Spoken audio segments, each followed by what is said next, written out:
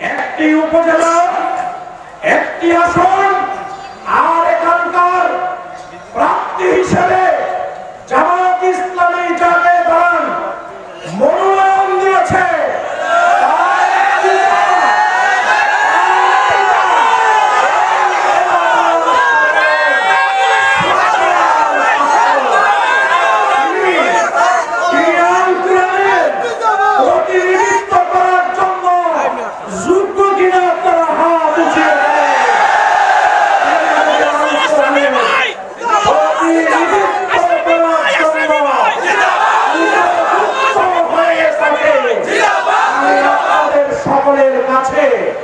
সকলের কাছে আবেদন জানাতে চাই, এই কচুয়া উপজেলার 1 নম্বর এই জেলার সংসদীয় আসন থেকে এই প্রখ্যাত মুহাদ্দিসকে এমপি করে আপনারা পার্লামেন্টে পাঠাবেন।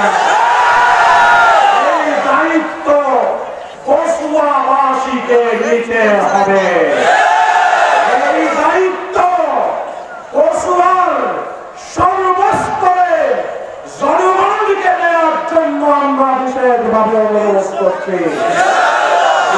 পার্লামেন্টে যান, এখানে আল কোরআনের আলো প্রজ্বলিত হবে।